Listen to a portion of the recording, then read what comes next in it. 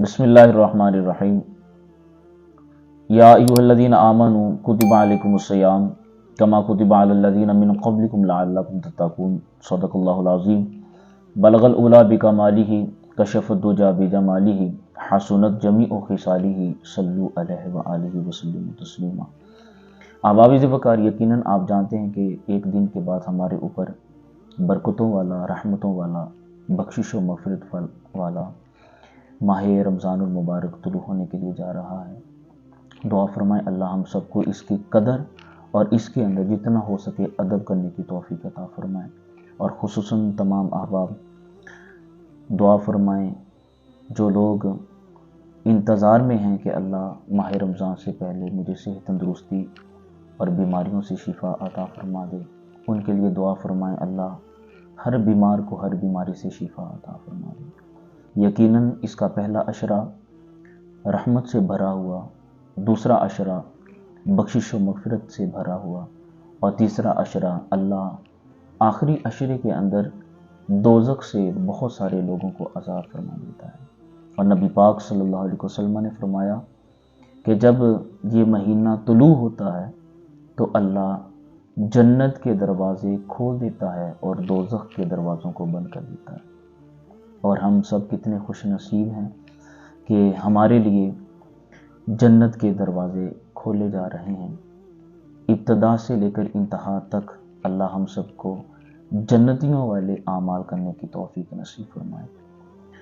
आबाविज़ वक़ार, अदब ज़िंदगी का पहला करीना है और जिस शख्स के पास अदब है वो रमज़ान का हो, कुरान का हो, ज़ाते नबी का हो, नबी पाक सल्लल्लाहु अलैहि वसल्लम की फ़ैमिली ख़ानदान का हो, सहाबाए किराम का हो, अल्लाह के वलियों का हो, यकीनन अल्लाह ताला उस बंदे को ईमान की दौलत से सरफराज फरमा देता है।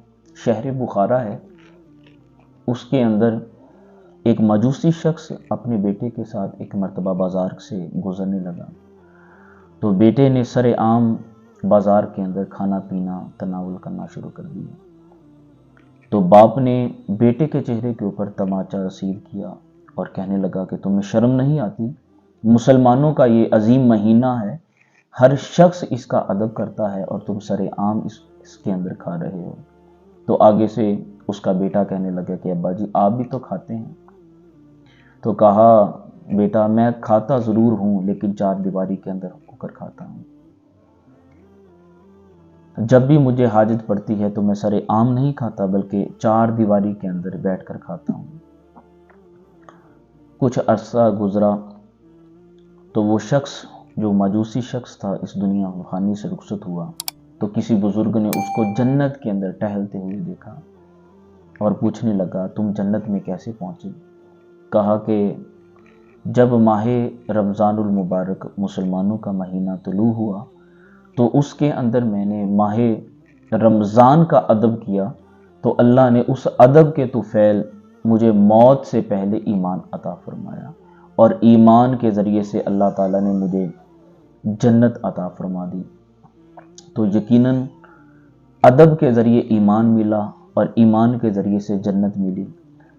तो हम कितने खुश नसीब होंगे कि यकम रमज़ानुल मुबारक से लेकर आखिर रमज़ानुल मुबारक तक इसका हम जितना अदब करेंगे तो अल्लाह माह रमज़ान के बाद भी और माह रमज़ान के अंदर भी हम सबको ईमान की खुशबुओं से माला माल फरमा देगा।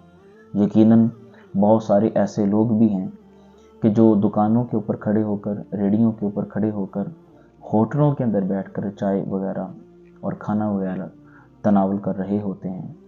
तो अजीज़ साथियों, फिर ऐसा ना हो कि माह रमज़ान खाने पीने के अंदर ही गुजर जाए। यकीनन 11 महीने उस रब ने हमें खाने पीने के लिए ही अता किए थे। ये एक महीना उसने हम सबको